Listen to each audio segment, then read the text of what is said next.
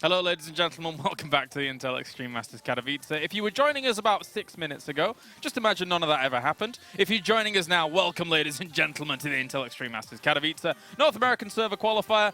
We're going to get things going. I'm alongside Rotterdam, and we have soO versus TY for our first match. That is going to be awesome. I'm not sure if I can really bring up the same energy as I just had with our previous intro, because that was a solid one, guys. You guys missed esports history. We're here live at 1 AM in Katowice, and we actually had a very proper start. But normally we go through the brackets. You guys did see the brackets. You guys just didn't hear us. But let's just go ahead and jump into our first game of the day. Because at the end of the day, Katowice, people are here for StarCraft, and they don't even really care about us behind the desk. That's true, man. We are just single entities, just here for your StarCraft amusement. And up to the top right in the red, representing Splice, it is TY. Start things off, the $200,000 man. And on the left bottom side, we're looking in the main base of one of the best Zergs of all time. It is soO. If you're wondering why I'm smiling so much, Katowice, is that I made a little tweet saying that we were muted. And then somebody responded, like a little snarky, saying like, oh, well, it was actually the first time ever that I agreed with both of you entirely. But then I checked his profile, and apparently he's an Ajax fan. So I said like, oh, that's kind of funny, because I said that Ajax sucks and that Amsterdam smells. I thought it was very clever by myself. I'm impressed. I'm impressed. I don't even know football, but I can appreciate that. Small things in life that make me happy at 1 AM, Katowice, that's for sure. It's good. Anyway, guys, we already gave you guys, well, you guys couldn't hear it, but we went over the bracket. The TLDR of everything that you guys missed is that we are both very excited. We had an awesome qualifier yesterday. Yep. If you missed it, I tweeted out as well. I think I wrote it on Insta, actually. The two games were a must-watch, in my opinion. Serral versus Uthermal on Catalyst. I think was a fantastic game. And that Showtime versus Namchar game on Neon Violet. Yes, and I hope that we see a lot of that more today. And I think there's a good chance, because the Koreans today, guys, they'll come in full force. They have a lot less latency on these North American servers, so I think they're out for blood. Yeah, absolutely. Someone like TY, the reigning, defending Intel Extreme Masters Katowice champion, would love to be there. I mean, even if he doesn't qualify via this, qualifier alone, which, there is certainly the possibility he does because of his caliber, I wouldn't imagine he would turn down an opportunity to go to Katowice into that open bracket and defend his title that way. And then likewise, on the other side, it's soO. You really don't need to say much about him. He is one of the all-time gods now of StarCraft II. Yeah, without a doubt. You can't really say Zerg without saying soO these days. Yeah. I'm still a little bit more of a Dark fanboy. There is just something about Dark that I truly love. And that is not necessarily style-related, even though I do think he's slightly more exciting. I feel like Dark is a little more crazy and is slightly more active with units. soO is more solid. Dark is more out there. I love Dark. There's also the way that Dark carries himself around at events. He just looks so badass. He's such a cool dude. But you gotta appreciate soO and everything that he brings to StarCraft II. Yeah, you definitely do. And so far, he's bringing just triple hatch and just making a ton of drones at the moment. This Reaper spotted the third hatchery. Not really going to do much from that point on. Now, I'm wondering if Terrans during the day are going to be doing a bit of SCV pulling. Probably not against the Zergs, but I'm wondering if they're going to do it against the Protoss, because we saw a lot of it in the Korean qualifier. We saw it in even yesterday's qualifier a little bit from, I think it was Maru, wasn't it? Yep. Yeah, when he was still feeling it. Later on, he was just proxying a couple of barracks and tap out rather early. I think one thing we'll definitely see today is lots of mech, especially in this matchup. Terran versus Zerg. A lot of the Terrans just say it's not an option to play bio at the moment. And every now and then, Terrans do still bust it out, especially on certain maps where they feel like they can maybe catch their opponent off guard. But the larger the maps go, the more likely it is that we are going to see lots of mech. And a couple of perhaps very long games. Yeah, it definitely could. TY, no kind of stranger to it. He's already moved out with quite a strong force here. The armor is finished up on the backside of this as well. Getting Liberators out, he can morph these into Hellbats if he wants to. Good transfuse there to start for soO, but he's already lost one of the Queens, so here come Hellbats. I was wondering what these three Marines are going to add, but obviously this Medevac is also going to heal up these Hellbats a little bit. The Roaches are not out yet, but there are 11 Roaches on the way down. With 11 Roaches, soO should be more than fine here, but how many Queens is he going to lose in the process? Yeah, 5 pop into the fight already at the beginning of it, and actually was only 2, 3 more trailing behind in the middle of all of it. There's now a few more reinforcing from the main as well as that third base, but he's losing quite a few of the workers at the back. They're trying to retreat away from these Hellbats, very close to the knife's edge. Yeah, decent micro though. Picking up a couple of these Hellions, but I mean, the majority of the drones are still alive. Only 4 drones went down in the end. Can these 2 Hellbats in the main? I mean, don't forget about the drones in the natural. They're quite bruised up. So maybe these Hellbats can get a couple of kills. Keep running away, boost. He's trying to find some shots somewhere. I was so impressed that he only lost 4 workers during that, and he's still defending, still holding on his SoO. I'm surprised that TY didn't try to do at least a tiny drop here. Just drop it once or twice, try to get a couple drones. Yeah. In the end, he does it. He gets 1, and well, he gets, with that final shot, he gets 2 additional drones. But what he did get there as well is a lot of lost mining time. The moment 14, 15 drones are being pulled. A Liberator in the main as well. TY doing some very serious damage right now. Actually, the Roaches are pushing at the front of the base as well while this is going on, I think. I guess he realized that he didn't have much defense against that, or I thought he completely cleaned it up, but that Liberator did quite a bit. Are all the queens dead? I mean, he lost that final queen in the main as well. Yeah. He's got 1 queen at the moment, so that's really going to hurt his production, even if he cleans up that Liberator in the end. Liberator is going to siege up in the natural now. Once again, he can block the queen actually with these Hellbats. I think he's going to try to do that. Maybe he can... Oh, no, he's going to drop it on the drones instead. This is all over the place. TY really bringing the pressure after killing off those queens. Finally, it brings down the Liberator, but there's still this 1 Hellbat trying to run a rampage. Damn, what an opening for TY. It all started with like a couple of Hellbats. The queen should be all right with the Roaches. I don't think SoO is going to take too much damage here. And you blink twice, and it's 16 dead drones, and I think 4 queens in total went down. I think with the 4 workers that died before, you were up to 20 workers dead. So this is crazy stuff coming out. 21 workers. 5 and 5 queens. Jeez. The layer only now starting. Safe to say that this was a pretty disastrous opening for SoO. Yeah. The Roaches didn't really accomplish all that much on the other side of the map. Overlord does spot that TY is going up to 3 bases. But this is not the way that SoO want to start out this game. No, not at all. Trying to grab himself some Spore Crawlers now for the defense of these Banshees that are coming along eventually. And realistically, what did the Roaches do on the other side? Not much. They busted down the wall. He doesn't have cloak though, right? Imagine if he had cloak, then it would have been game over, I think. I mean, it's going to be 20, 30 seconds until the layer is done. Yeah. And even now, you get a few additional drones. Why not? These Roaches are not going to accomplish much against the Hellions and the Cyclones. I was going to say, can he even deal with these Cyclones? How many units does he have at home? He has a few Queens. Oh, okay, so there's 13 Roaches out and about. That should be enough.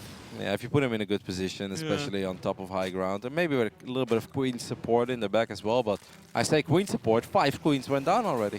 Yeah, gotta be very careful here, does SoO against this. He's kind of getting all of his units together now. Wants to just kind of one-shot some of these units at the front. The Roach is going to town on them, but Cyclones deal a surprising amount of damage. I'm always surprised by how much they do.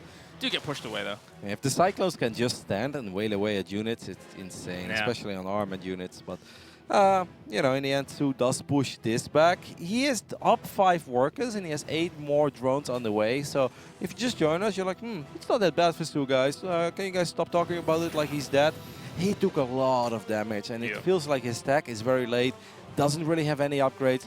He simply took too much damage with the setup that he had. With all those Roaches on the way, you know, I think if he handles it perfectly, he's going to end up losing 4 or 5 drones, and that's about it. Yeah, I mean, he got himself a round of 10 drones just then, so he's technically pushed beyond where TY is, but TY has almost a 4-base setup going when a Zerg is just about to claim their 4th hatchery. That's not the best of pictures to paint. And if a Mac player can just drop their command center on the 4th base on location without really any tank support, you know that something went very right early game, because normally it's not supposed to be that easy. As our observer really wants to point out that TY is a human being and makes mistakes. Instead of, he didn't even make a planetary. No, he's Damn. greedy as anything. Now that's confidence. Yeah. Very, very nice start here for TY. You can really see the bravado in those kind of moves, knowing how much damage he did early on in himself. It's really, really strong. Roach is going to spot a couple of Hellions in the right bottom side. Predicted a bunch of long games today, but I'm not sure if SoO can really turn this one into a long one. The Spire is about to finish up, and he does have gas to make 7, 8, 9 Mutas if he decides to do so, but the first Vikings are already on the way. Now, Vikings, of course, not great, but they can buy time, and as soon as TY gets a Tor or 2, then I'm not sure what those Mutas are going to accomplish. Difficult times for SoO. Holding on with these Roaches and pushing away the Hellions is nice. Getting the creep split through the middle of the map is going to be important to slow that mech push down. But even still, the creep spread down towards the 4th, not that well established. So really going to have to start pushing that out just to make sure that the mech just doesn't buffer against this quite easily. Yeah, at least soO is working on those upgrades now, trying to catch up a little bit as he's getting +1 missile attacks and +1 carapace. But it's going to take a while, James. It's really going to take a long time before he's going to have those 2-2 upgrades that you're in general looking for if you really want to contest his army. And you know, the higher the tank count goes, the more desperately you need Vipers as well. We can already see TY shooting at his own CC there. I mean, these mutas will definitely do some damage because I don't see a single Tor out on the map, actually. You might be able to cancel that 5th base. I mean, look at all these SUVs. They're actually very exposed. Turrets weren't down, so that does open up a little bit of a window here where soO can get something done, trying to keep alive those Vikings. And Cyclones as well. Don't forget about the Cyclones on the ground. Now the turret does finish up. So 14 SUVs. It is nice, but if you guys wonder why did we make such a big deal about the 14 dead drones compared to these 14 SUVs, it's because right now TY has an insane economy already. Yeah. If you have 71 SUVs, losing 14 SUVs is not that big of a deal. He's got 4 orbitals as well. Obviously, losing 14 drones of your 40 drone economy, that is a very big deal. Yeah, you got to think about it in those percentage terms of how much you're losing at a particular time in the game. And look at the army of TY right now. Yeah, he just lost those SCVs, but still rolling along with it. This mech army is gathering momentum, and it should be pushing out pretty soon. I have no idea how soO is supposed to stop the very first big push, which is about to happen. I mean, TY is like, this is awesome. I'm a 4-base mech Terran with 4 orbitals, and I'm rich as hell. And I don't think you really have all that much that I should be afraid of. There are obviously no Hive units out yet. The Hive is almost done though. So maybe soO can squeeze out a Viper or 2, but he's going to need phenomenal Viper control. He's going to need perfect abducts and blinding clouds, and he needs to keep all of them alive, and then leech energy to do the same thing over and over again. At least soO bought a little bit of time with the Mutalisks, brought that army back for a moment, but I think as well, you know, I mentioned the creep spread before, he scanned in the middle of the map, realized that it was so well established. Down here, where we were mentioning could have been a vulnerability point, is where TY wants to hit now. It's not that well spread out with the creep, so it can easily be cleaned up, but a counterattack's coming in. Yep, a massive counter as well with all the Hydras, but a couple of tanks were left behind. I mean, I think that TY was kind of anticipating this. Now a couple of Liberators going to siege up. Look at the tank on the right side. That tank is going to push out a lot of damage, could potentially repair it as well. And I don't think that soO is going to get the damage done here that he's looking for. Yeah, this trade is going to be disastrous for him. And compared to the amount of damage that's being done by these Hellbats and tanks on the other side, just a few tanks with a few Liberators were able to clean and thin out a lot of that counterattack. So now it has some power behind it. I think you can clearly see here that TY knows soO quite well, and he also knows his matchup very well. He's like, okay, there is no way that he can fight me straight up. So he's probably going to counterattack. Sometimes you see a Terran player leave a tank or 2 behind. I feel TY left a lot behind, and it was obviously the right call. Yeah, absolutely. Knew that the counterattack was coming, and that is going to be cleaned up at this natural. The Mutalisks are trying to do something over the other side of the map, but this is going to be fast and furious. The one slight disadvantage that those Hellions and Sea tanks have is the fact that there's no anti-air, so technically if the Mutalisks come back, they will put a timer on it, but he's taking so much economical damage. Yeah, there's just a single Cyclone in the mix here. I guess most of the Mutas have died on the other side of the map because he sent the Liberators home. Liberators is obviously great in dealing with those Mutas as well, so the Mutas can just die on top of the remaining tanks. Can these Roaches make a final hold here in the main base of soO? I think with the incoming reinforcements from the north side, they absolutely can. So in the end, soO is going to clean this up. The big problem is that he's a Zerg with 29 drones at this point. Against 53 workers across those bases, TY just needs to kind of weather the storm. Now he drops the scan up towards the north, sees that base is there, but not very heavily mined. So he's not worrying too much, just needs to deal with this army, and then he should be sitting okay. Yeah, desperation time for soO. He is getting his Vipers out though, and that's the one unit that could potentially make a comeback. We've seen some very poor Zergs in the past do magnificent things with just a couple of Vipers, but it just feels that TY is so rich. With these Vipers coming out, Roddy, is it all on really soO to do something with this army right here, right now against TY? No, I actually think that he's hoping that TY may move out and once again doesn't send everything. Perhaps once again TY is going to lose 30-40 supply at home to defend against the counterattack. And maybe then with the Vipers, soO can actually clean out the army that TY sends out, and then we have a real game again. But look at TY, he's not making any mistakes. He knows what's going on, and he's still just casually killing 16 drones. I think throughout this game, he must have killed 50 workers by now. Yeah, something I like think that. Maybe 62, more? 62. I'm going to go 62. 64. Damn, 83. 83. Ooh. Le massacre, where's Todd? Absolutely, we need him back for just that moment. That's a lot of dead workers, and I mean that 16 worker kills then was what, 4 Hellions. So it's not even that much of an investment for TY really. Nope, especially now with the economy that he still has. He did lose 1 base against the counter-attack, but he was already building his 5th in his main, and now he's got a 6th base too. So everything is awesome. So I think he lost his evolution chambers, right? Yeah, against that Hellbat tank push, because they were in the natural. So he's getting +2 missile attacks against +3 armor. Ay, ay, ay. Tough stuff for those Hydralisks, especially with the way they deal damage. But now this mech force gathered momentum once again, going to be starting pushing to the very valuable bases here of the Zerg. So now I really wonder if TY once again leaves a bunch of units at home. Can we take a look at the natural real quick? I feel like it's just a few tanks that he left behind. Yeah, rallied there as well. One tank, 2 tanks, Tor. Okay, yeah, this is actually a very well protected base. Yep. Tank, Liberator, a couple missile turrets in the mix too. Not too bad. And TY is just playing this out slowly up towards top, getting the planetary up there as well. And that's going to aid him keeping his economy alive, as well as pressuring the important bases with the Zerg. It's all on that path up to the north. It's really sweet to play games like this, though, if you're TY. You know you have a tough draw here. You play against one of the strongest players in this qualifier. soO, a player he obviously knows very well. And then you just have such a phenomenal start, and the mid-game goes well, too. Then you kind of like to drag this game out for a few additional minutes, you know, just to get the feeling right and be like, all right. This is awesome. We're cruising. We're winning. Let's kill a few more workers. Let's not make a single mistake. That's kind of what you're hoping for. The 2 Hellions that wanted to go for a counterattack managed to get cleaned up down to the south. But here comes the mech force, just establishing dominance up at the top of that watchtower. And if you're soO, this is just really frustrating because you don't want to quit because you still kind of believe in the dream. But at the same time, you're like, oh, come on, just kill me already. Like, yeah, I know you're way richer than me, and I know you're ahead in upgrades. I know your army is more powerful. Let's just get it over with, shall we? The only thing that could be a disaster is if the tanks are too clumped up and then Blinding Clouds hit a ton of them, but you can already see it, TY, spreading some of those across a big area at the moment. So Blinding Clouds aren't going to have that much effect, or even any Abducts getting a few tanks here and there. It's not going to matter that much. And don't forget about the upgrades, still heavily in favor of TY, and that's not a place where you want to be if you are running into this army with Roaches and Hydralisk, which is exactly what soO is doing.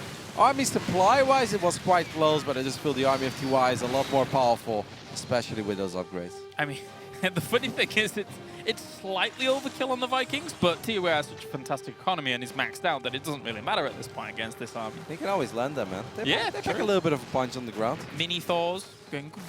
They don't last long, but they do a lot more damage than most other units. He's just going to set up a perimeter now with those and make sure that if the Vipers come anywhere near close, and lands them to get away from it. Nice. Yeah, that's actually a very sweet move. Yep. Just avoids parasitic bomb. Yeah, it's good. He did take a lot of damage, admittedly, but at least they're not dead. It's really hard when you have Phoenixes, because Phoenix kind of have the color of parasitic bomb, so I find the splitting a lot harder. I think that soO has had enough of this game. He's going to try to run into this tank line. He does land a couple of good Blinding Clouds, but it's safe to say that the tanks are so spread out, and there you do have it, those Vikings landing on the ground as well. soO is only hovering around 97 supply. He's making a few Roaches, but I think that soO also knows that this one is all over. Yeah, the reinforcements coming down as well. GG, good game to start things off for TY. And as you said, playing cruising throughout a good portion of that end game. Probably could have ended it a little bit quicker, but once again, it's very nice to, you know, in the first game, he probably did a bunch of warm-up games, of course, but, you know, the first official game of this qualifier, you're playing against a very tough opponent, you're winning, you're like, all right, I'm winning, and I'm going to let him know that I'm winning, and that I'm in absolute control, and that I'm in no rush to end this, because it's very fun to play games that you know you've won, but there is still an army to kill. You're like, all right, you know, it's basically when dinner is waiting for you. You're like, hungry.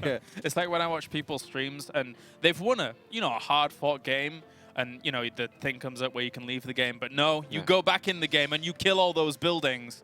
You've earned all those kills on those buildings. I used to call it an instantaneous thing, but the funny thing is when Nate does it, like a lot of players or streamers, whenever they do win a game, yeah, indeed, they continue the game and they kill a couple workers or buildings or just storm a mineral line, whatever. But they talk, right? And when Nate's games end, Nate just stays very serious. And he's like macro and he's expanding and he doesn't say a word, you know, and it's like... Even though they're not there. Yeah, it's like you can relax. Like I understand the satisfaction of killing those units, but at the same time, it's like you can talk right now, you can relax, you know, there's no need to focus.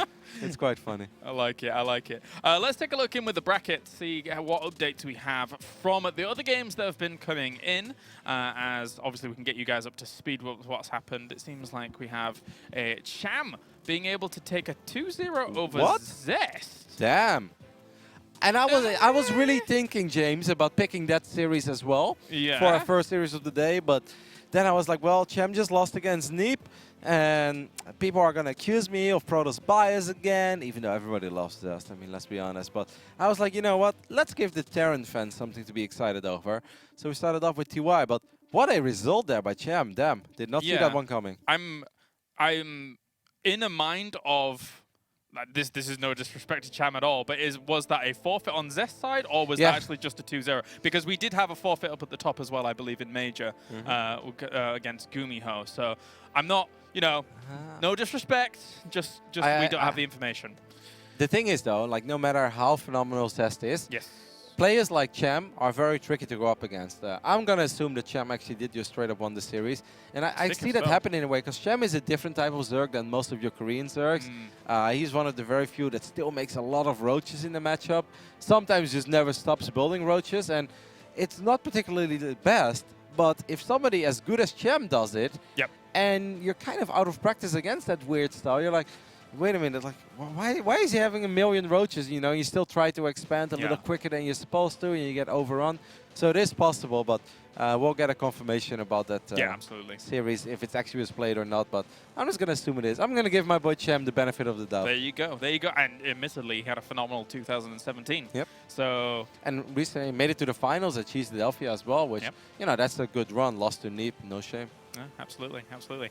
We're going to be getting into game number 2 here in a moment between TY and soO, of course. This is one of the highlight fixtures of the bracket, to say the least, coming out from this. I mean, from this point on, I think the loser bracket is going to be, or the lower bracket, I should say, we're going to be respectful, is going to be very fun to follow as well. Because if Zest starts in round 1 of the lower bracket and he's playing, you know, then you're already like looking into the future, like Zest qualifies for the Intel Extreme Masters after an amazing run, you know, where he goes through the entire bracket. I can already see it, guys. Make sure to make that Reddit thread 7 hours from now. All right, let's get into it. Game number 2, Ascension to Ire as our map, and up to the top left in the red, representing Splice, we have TY. And in the right bottom side of Ascension to Ire, we're looking at the main base of our Zerg, who just had a tough start in that previous game. It is soO. Alrighty, so he'll be kind of buckling down in this game, looking to not take that much damage, and then from there play out a longer game, because he did technically survive for a long time throughout the game, but he knows it as well as we do. There wasn't much chance for him in those later stages. So I love this early walling by TY, man. I think he's been watching some Protoss streams and he's inspired. He's like, why wall in the main if I can just start on the low ground as well? Let's just do it. May as well, yeah. Make sure you're fortified nice and quick. The only downside of building your barracks where TY does it, if you spawn in the left top side, obviously it means that if you make a tech lab or a reactor, it's going to be quite exposed because it's not going to be protected by your wall. And that can actually be quite problematic if your opponent opens up with a bunch of Zerglings. I've seen more than one game where Terran players are not able to get their reactor up on their factory and straight up lose. Yeah, that is quite problematic, to say the least. I think back in the day, though, for a long time, you would see even these walls happen, and with old mech, they would just put the factories in the main and then slowly start up those add-ons, so they'd be not that exposed, and that's why the barracks were in the walls. But he's repositioning it. He's going to build a factory there. So that's risky, man. You know what? You know what would be the silliest thing ever? If soO doesn't have an Overlord in position, right? He kept his Overlord in the main, or excuse me, in the middle of the map, and he was scouting for proxies, I guess. It's kind of odd, because if soO spotted this, right? Imagine if you would have just made nothing but Zerglings.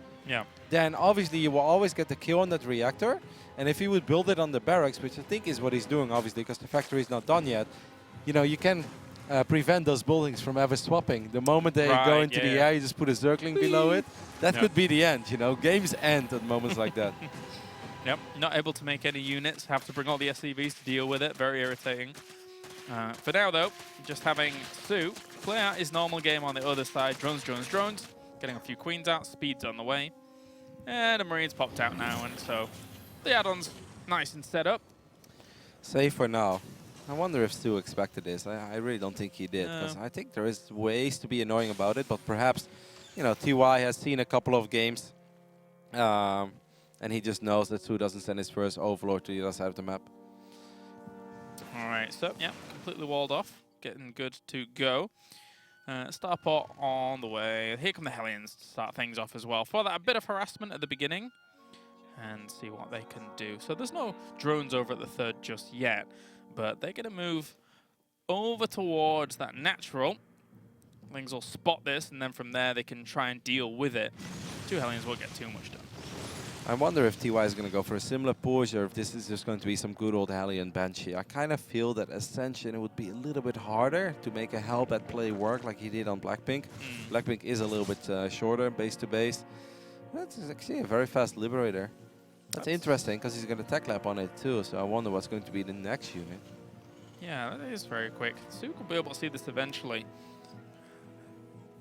And we did get the confirmation that Cham did beat him 2-0 Zest, so that's a fantastic result for Cham to start off. Gave my man the benefit of the doubt, James. You were right. You were right.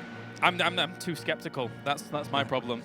I mean, not very often do you see Zest lose against foreign Zergs. No, you're right. So Zest is quite a man. One Marine is going to usher this Overlord away. close. Woo, almost got it. Yeah. Two Cyclones. Third CC's on the way. Now there is a Cloak Banshee follow-up. Kind of wonder what he's going to do with his Liberator. How many Hellions are we looking at? I guess he can once again do a very similar tune. I think that TY probably looked at, okay, he's like, okay, the Hellbats and the Hellions in the previous game, they were awesome. But you know what was super awesome? That Liberator in the main, killing that Queen, killing a bunch of drones and then forcing all the other drones to relocate. I like it how Terran players these days just siege up right on top of the hatchery, you know, circle around it. It's like, all right, if you bring any minerals to this base, you're done. It was a true establishing of dominance. These two Cyclones trying to go to work on these roaches to start things off. One Queen's already fallen. Hellions are going to be segregated off to try and get themselves a few drone kills. The Zergling's making this a little bit tougher though for TY. Good surround there by soO. I mean, he locked his units in quite quickly. And I think that this Cyclone in the end is going to fall as well, unless those two Hellions are going to save him. I actually think they might. Wow, soO's not paying attention. Started focusing the Hellion instead. Well done there by TY saving it. What about that Liberator? The Liberator is in the back of the Natural. I think it got 4 kills. Yeah, I think he got a few. He's gone over to the main now. He's down right at the back of this. I think 4 kills. Oh, 6 even. Yeah. Maybe some larvae. Maybe. Let's see what he can do here. These Focus Queens drones. get him. Focus drones. Oh, he's like a drone and a Queen. Get him. So, I mean, you know, as much as he got himself a few workers here and there, 8 kills or so in total, you know, Lightning didn't truly strike twice in the sense that he lost like 20 workers or something like that. There are more drones dying in the Natural. I think Hellion. another Hellion run by. Oh no, it's the Banshee. Cloak Banshee showing up already. And once again, Sporecrawler was late. There is an Overseer, but I think he morphed it in the main. So a few more drones are going to go down. And now slowly but steady, James, the damage is once again piling up though. It's not as disastrous as in the previous game, but it's a lot of lost mining time, and it's still quite a few dead drones. Yeah, so I'm going to have to go back on what I said. Lightning almost struck twice, because that's a lot of workers dead. And that is going to cause a few problems, but soO's moving across the map now. 2 Ravagers. Is there anything in the Natural? I mean, we've got 2 Hellions here. I mean, there is a Banshee, so the Banshee is obviously going to be able to keep TY safe. He's still got that Cyclone as well, so I guess he's going to be all right. Yeah, and the Banshee, the 2 Banshees actually put a huge timer on this army. So now they have to run away, trying to zone it out. Oh, he gets it! Wow, let's zoom in on that Ravager, please. Didn't know we had Steph Curry in the game. What a guy. Look at him. He's like, guys, got the job done. You'll never guess what happened today, guys. he's like, you guys saw Black Hawk Down? That was me. Killed the Banshee. Unbelievable. Well, I guess that's nice, though. That's a little feel-good moment for soO there, because 2 Banshees, obviously one-shot drones, and like if they stay alive and TY could potentially repair the Banshee, they can show up and they kill once again 6-7 drones. And I also feel that soO once more kind of felt like, I think I took too much damage there, you know, I think I could have done better. Yeah. And I'm not trying to criticize soO too much, because when TY starts harassing you, it's a nightmare. It may look like, oh, you know, a couple Hellions here, but the guy is obviously so damn good. He's one of the absolute best Terrans in the world. I think he was the most successful Terran in 2017, even though Innovation also had a phenomenal year. But TY won the big ones, where there was lots of money on the line. So it's never easy, and I obviously think it's always acceptable to lose a couple drones here and there, but I still feel that soO in the end perhaps felt like, those 2 Hellions in the natural, and then that Banshee, my Overseer being a little bit out of position. Maybe I once more took too much damage, but then you get that Banshee kill in the middle of the map, and you're like, life's good. Yeah, it is a consolation prize for the setup that he has on the other side. And now he's kind of just riding that wave. He's got himself a 4th base, getting set up and good to go. TY though, 4 bases again, rocketing away. Is it once again an Orbiter at the 4th base? This time he didn't build it on location. Damn. Yeah. The confidence on this man. Did planetary fortresses fall out of fashion? I guess so, for this part, unless he gets over towards the 5th. The thing is that once he takes a 5th, if he wants to expand towards the bases that Zerg wants, he could make that planetary and use that as like an outpost for him to then launch his attacks from, and it could be very powerful. We can clearly see though that this has been a more successful game for soO, because this time the Vipers are on the way while TY is not even close to attacking soO yet. Upgrade-wise, things are a lot more even. You know, soO is getting 1-1, TY is getting 1-1. In the previous game, soO was getting +1, while +3 armor, I believe, was on the way. That's obviously not a place where you ever want to be. Yeah, definitely. There's going to be the Spire going down as well, behind all of this. Wait, there's the 2nd Spire, no? Or... Really? No, I guess it's the 1st one. Yeah, it's the 1st one. I tell a lie, but it's fine. We have the Roaches and Hydras moving up towards the top here. Maybe look just kind of to cordon off that area. Scan in the main. Doesn't see much at all.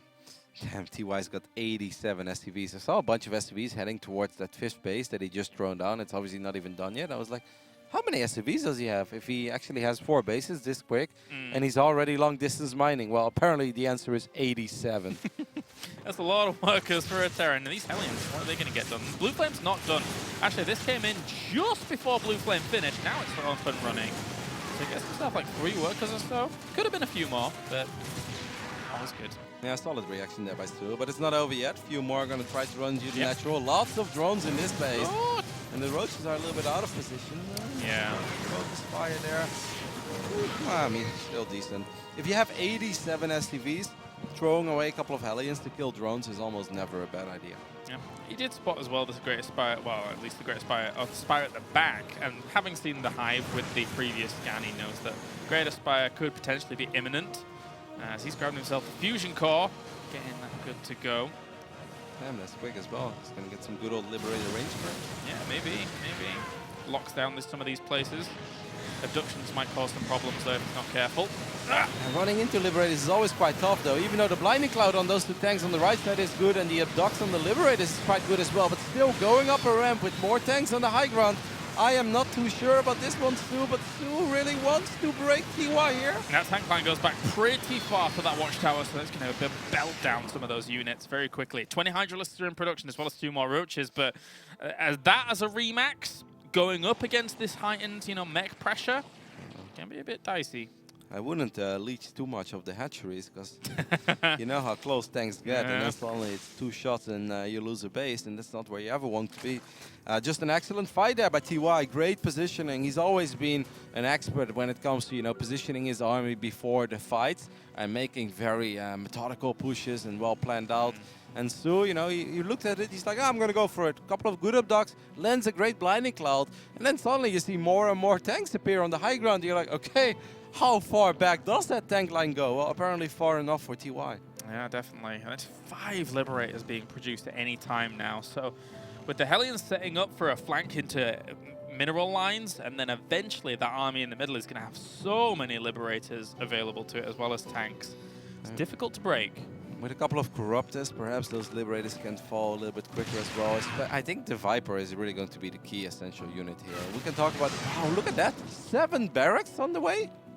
Whoa. He's going to make a crazy amount of Ghost, I guess. Yeah. He's turning up the Ghost economy as well, so he's going to get a bunch of tech labs. And we're eventually going to see Ghost Liberator. And, we often talk a lot about the strengths of the ultimate Zerg army with, like, you have Queens, Infestors, Broodlords, Vipers. But Ghost Liberator is absolutely nothing to scoff at. Scary once it gets rolling.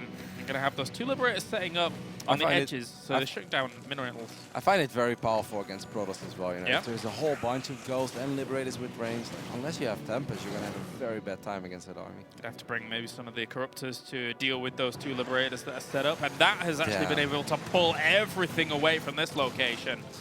Yeah, Broodlords are a little bit out of position. This hatchery is going to fall very quickly. Maybe one Broodlord is going to get sniped there quite quickly as well. How many Corruptors are left? Is there a Tor in the mix? Yes, there's a Tor as well, so you got to be careful. You can't. If he kills the Tors, these Corruptors are going to have a pretty good time. There's actually no Corruptors left. Only just the Broodlords. 3 more Corruptors are being produced now because he just morphed everything into Broodlords. He's going to separate up some of these Liberators as well while this fight goes on. The Broodlords aren't really being dealt with. He just doesn't have the anti-air. No, there was a single Tor there, and as soon as the Tor fell, that was about it. I mean, TY did get a base, and he's also harassing on the right top side, which is obviously quite nice. 92 SCVs against 66 drones. Jeez. And now 6 ghosts at once are being produced. We do finally have a planetary. That's nice. Yeah? I was like, you know what, my 5th is going to be a planetary. But because I'm rich, I'm also going to build an orbital right next to it. Just because I can. What are you going to do about it? Now, Roddy, where is the line where you're saying, okay, enough workers is enough workers? Because 92 that's is more biting into your army count. Absolutely. I think in the next 2 minutes, I always feel like as long as you don't have all your production facilities and all the upgrades, yeah, it's almost never enough. You know, obviously 100 workers is a bit too much, and even 94 is crazy, don't get me wrong. But right now, TY can still spend that money. He's trading out. He's not super rich yet. He is actually saturating his bases, and he is still adding production facilities with the Ghost. He's getting additional upgrades. But the moment you have all your upgrades, then obviously you really never want to have 94 workers as soon as you have a little bit of money in the bank. So I'd say 2-3 minutes from now, TY should start sacrificing some SCVs, but right now he doesn't have to yet, because he's, you know, he has a bank, but that's not a big bank. You know, that's 500 gas that he has in the bank. Yeah, it's not something great to be able to reinforce, especially when it's ghosts that you're talking about. And he's swapping into bio now as well. That's actually, I mean, he's getting 1-1 for his bio units. He's getting stim. A 15-minute transition, good old Mac into bio. Yeah, I mean, I've seen it a couple times lately. I really just think it depends how the game goes up to this point, right? Like, it's cute and we can hype it, but I think in the end of the day, it really comes down to your first, second mech push. It comes down to the harassment early on. And that's a lot of ghosts. That's such a powerful one. Yeah, very, very strong. That's going to push this away quite quickly. The Watchtower was able to warn that the impending ghost army was coming along. These Liberators are constantly going to be annoying. There are Hydralisks down there to eventually shut that. I've read a lot of tweets lately about Terran struggling with Zerg, but if I look at this, if I look at the way that TY has played in this best of 3, look at these snipes as well. Hydras just disappear. This is just awesome. The way that TY has played, so damn good. I love it. They're very, very powerful. And the thing is that all game long, TY has been the playmaker. He's been the move maker. He has been the one harassing at every angle, constantly putting on the pressure. And for soO, it has been difficult to kind of make this subside. I look at this army. What is the value of this army of TY? And he's not even done yet. Like, he wants to get even a more expensive army, I think, in the end. But as soon as you have like 9-10 girls, he's producing 3 additional girls at a time. And he's got Liberators with range. I honestly feel that soO should not have morphed all of his Corruptors into Broodlords. Like 3 or 4 Broodlords are already very good, because tanks will splash all over the other tanks, will splash over the Tors. If he would have had a couple of Corruptors, he would have been able to clean up that fight, at least that army the first time. How many Broodlords does he have right now? Because they can actually die pretty quick to snipes, right? But there's 23 ghosts on the map. Yeah. Good luck, have fun. This will be very interesting once this fight actually comes to a head. Broodling's been thrown down and they're going to be sent into the tank line, but really doing no splash. A couple of Corruptors get sniped almost immediately as well. Broodlords is going to try to dive right on top of the ghost, trying to cancel a couple of these snipe animations. But look at these Liberators doing some very serious work as well. Are we going to get some snipes? Yeah, a few came in onto Corruptors there to start things off to try and make sure that the Vikings could still persist and survive. And now there's no anti-air for those Vikings. Oh, and he's going to have to run away with his Broodlords. Takes a while, admittedly.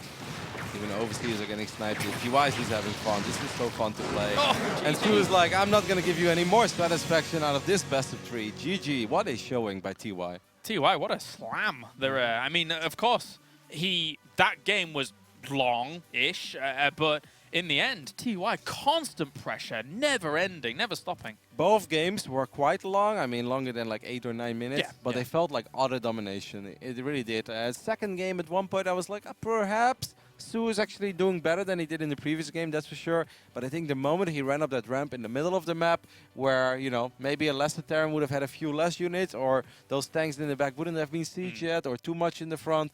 But that tank line went so far back, like you said.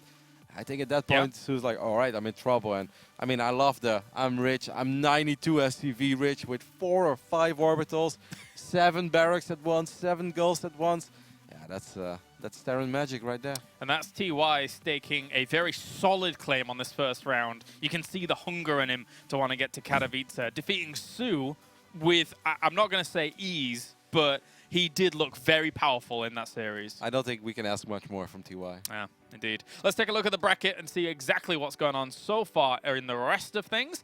TY versus Gumiho, a good TvT coming up in that next round. And Cham versus Stats, Elazer and Lacera. Maru waiting for his opponent between Dia and Scarlet. Ayasonu took him up off Maru. If I look at this bracket, I actually think this is a very good bracket for Elazer. Against Zerg, and then actually, yeah, you're right. I mean, I think that Elazer, just like Sero, I think his weakest matchup is against Terran. I know he's been working a lot on it, but I think ZvZ, even though he did lose the ZvZ series yesterday, I still think Elazer is a phenomenal ZvZ player. And then you get either Cham or Stats. I think that's doable for Elazer. Yeah, definitely. Definitely. All right, we're going to go to a short break, ladies and gentlemen. We're going to find you more games soon as we come back here for the Intel Extreme Masters Katowice.